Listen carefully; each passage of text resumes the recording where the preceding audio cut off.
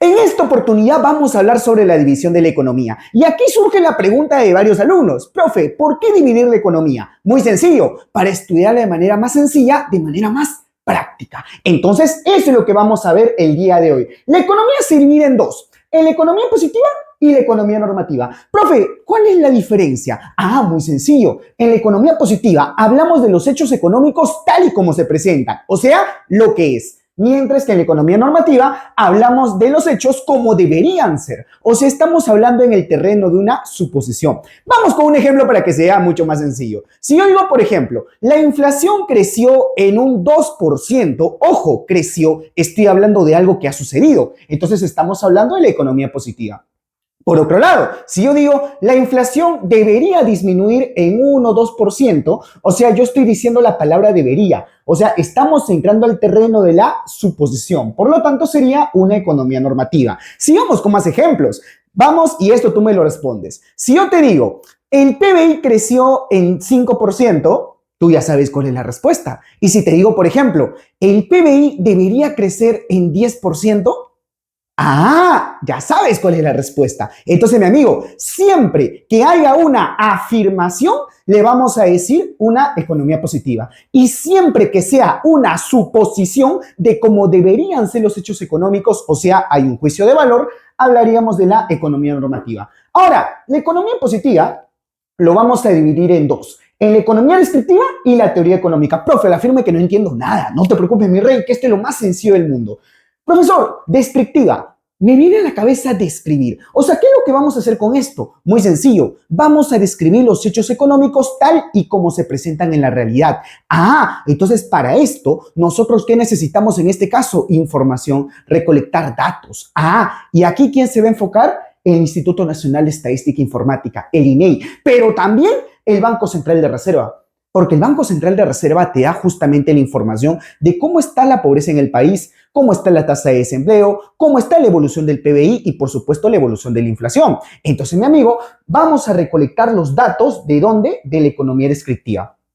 Algo muy importante que nosotros tenemos que recordar es que para tener una buena teoría económica necesitamos las fuentes de la economía descriptiva y para tener una buena política económica necesitamos una buena teoría. Entonces aquí nos damos cuenta de lo siguiente, que una nutre a la otra. La economía descriptiva nutre a la teoría económica y la teoría económica nutre a la política económica. Entonces, profesor, ¿qué viene a ser en este caso la teoría económica? Son todas aquellas teorías que en este caso se plasman en la economía para dar resolución a un problema.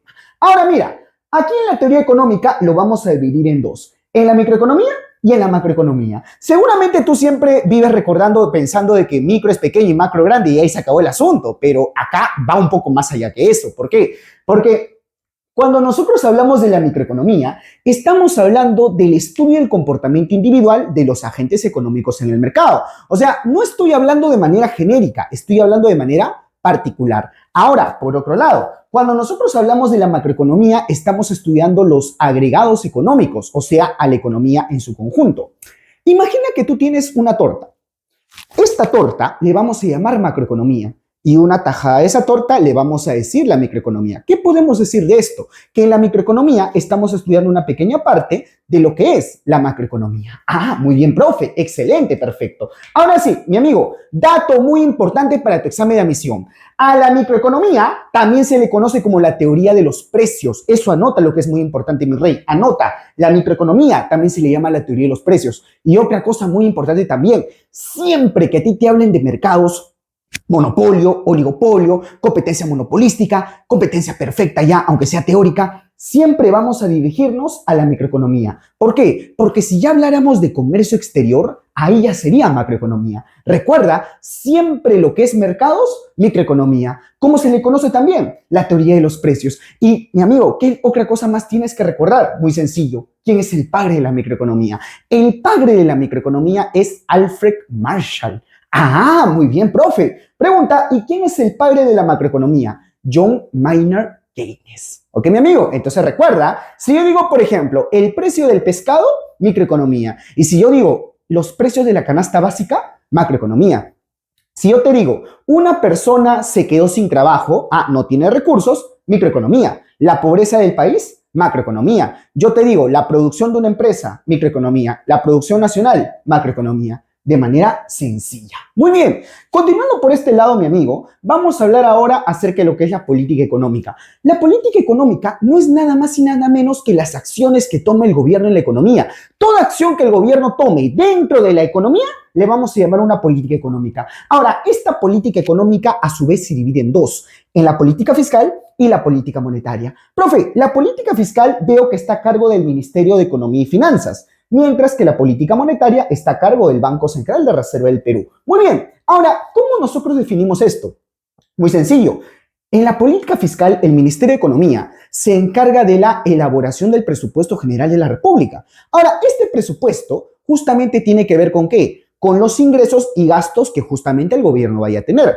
Nosotros sabemos que el principal ingreso que tiene el gobierno es justamente los tributos y el principal gasto viene a ser las obras públicas, pago de planilla, etcétera, etcétera. Entonces, lo que nosotros tenemos que tener en cuenta es lo siguiente: ¿cómo vamos a estructurar de manera correcta la relación entre los ingresos y los gastos? Esto lo vamos a hacer aquí en la política fiscal. Muy bien, ahora vamos justamente con lo que es la política monetaria. Recuerda justamente que el Banco Central de Reserva, según el artículo 84 de la Constitución Política del Perú, menciona en este caso que la finalidad es preservar la estabilidad monetaria. Tiene otras funciones como por ejemplo administrar las reservas internacionales netas, regular el crédito en el país también. También podríamos decir en este caso informar sobre el estado de las finanzas nacionales, ¿no? Claro, la tasa de interés de referencia es una de sus herramientas, el encaje legal, la política de mercado abierto. Entonces, mi amigo, esto justamente es lo que tú tienes que recordar con respecto a la política monetaria. Recuerda, mi amigo, la finalidad no es lo mismo que las herramientas o que lo que tiene que hacer. Recuerda, la finalidad de la política monetaria viene a ser preservar la estabilidad monetaria. Y si quieres esta y más fijas de economía, no olvides seguir al canal de Econojuan en YouTube para más contenido.